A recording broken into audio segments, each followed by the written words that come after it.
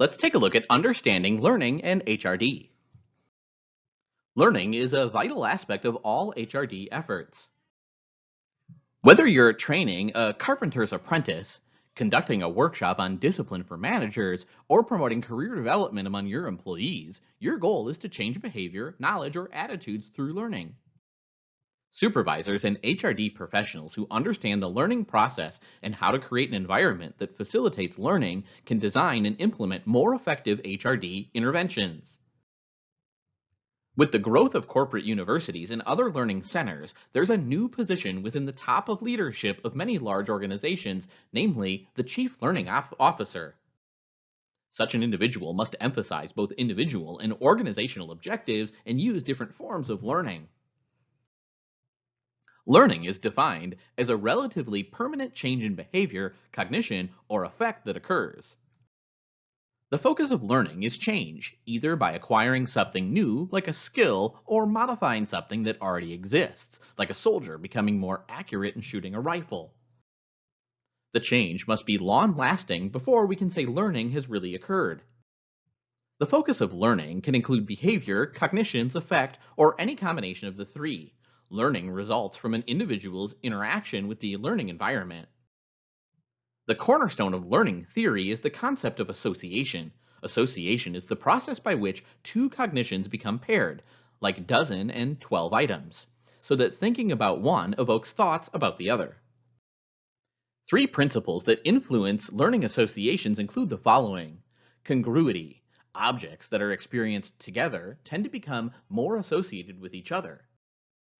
The law of effect states that a behavior followed by a pleasurable consequence is likely to be repeated. Practice. Repeating the events in association will increase the strength of the association. The effect of practice is strengthened with reinforcement, such as receiving a pleasurable consequence. Since much of the research that demonstrates these principles was conducted in tightly controlled laboratory settings using artificial tasks, the findings do not apply to many real-world settings. The field of instructional psychology, developed in the 1960s, has become an active field of theorizing and researching on how the learning environment may be structured to maximize learning.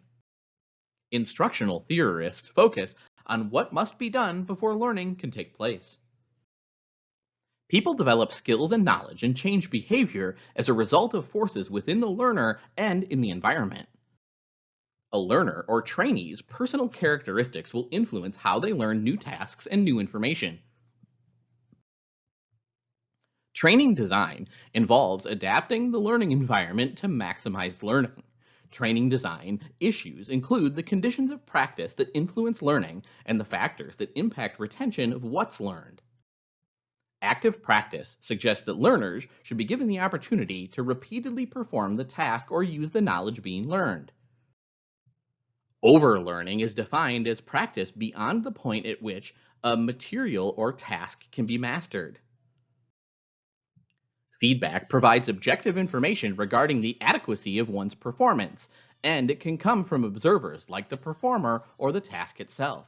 A sizable body of research suggests that feedback enhances learning and retention.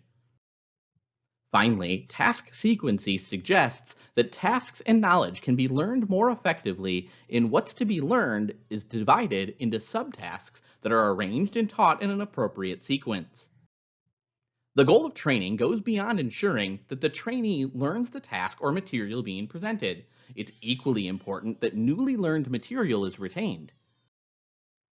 The meaningfulness of material is the extent to which it's rich in associations for the individual learner.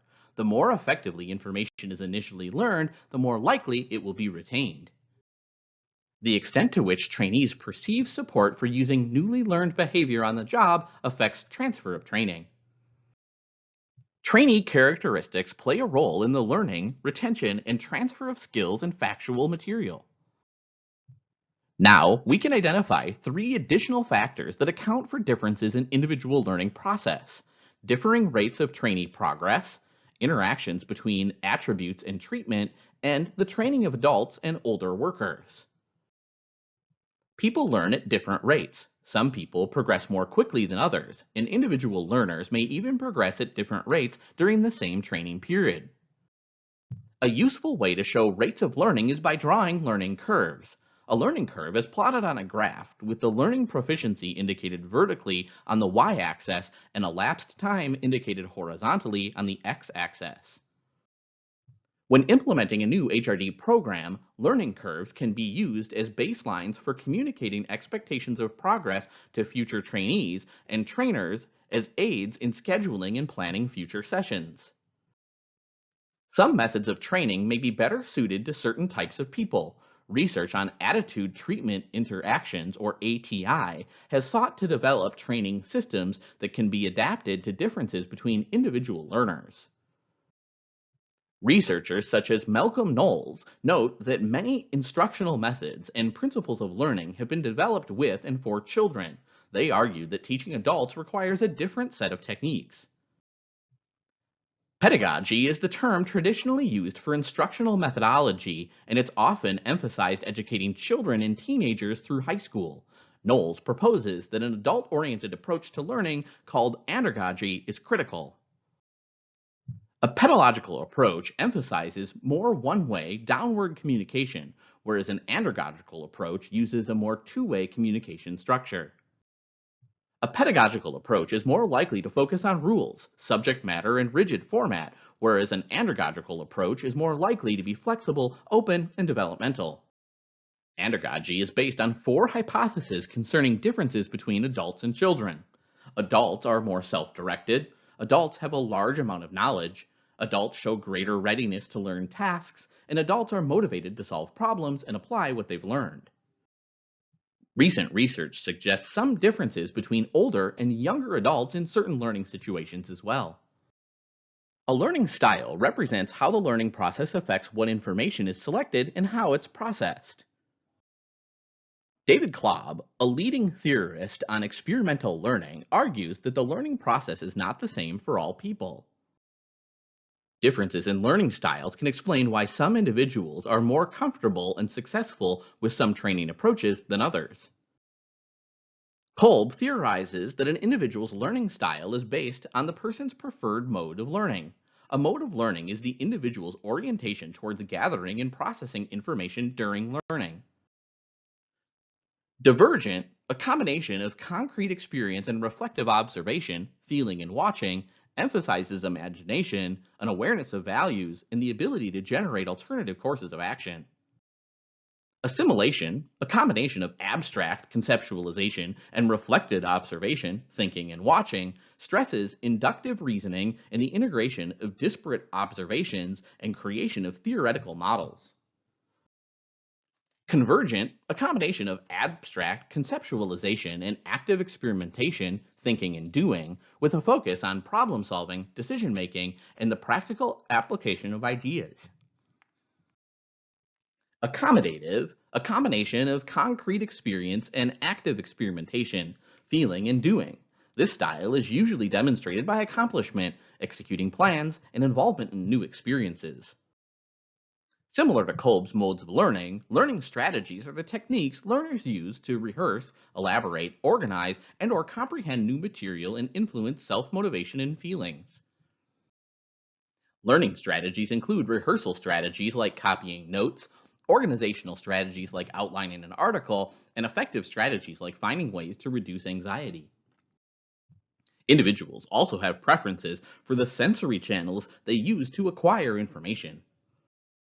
Instructional psychology focuses on identifying instructional principles and techniques that maximize learning.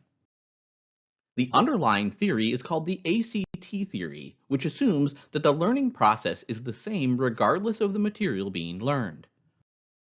ACT theory focuses on the changes that occur as a learner proceeds from knowing what to do, declarative knowledge, to knowing how to do it, procedural knowledge. Research suggests that experts develop self-regulation and control strategies through experience. These strategies enable them to monitor their performance, accurately judge how difficult a problem is, and allocate their time. Expert performance is defined as consistently superior performance on a specified set of representative tasks for a domain. Exceptional abilities and performance are acquired primarily under optimal environmental conditions and is acquired through deliberate practice, done consistently over a period of a decade or longer. Deliberative practice is an effortful activity motivated by goals of improving performance and provides the best opportunity for learning and skill acquisition. To perform deliberate practice daily over a period long enough to attain the highest levels of performance requires sustaining a very high level of motivation, especially given that practice in and of itself is not inherently pleasurable. Over time, deliberate practice leads to an anatomical and psychological adaptation that contribute to high levels of performance. This is especially true for children and adolescents. The age at which an individual can attain peak performance levels varies based on the domain of expertise.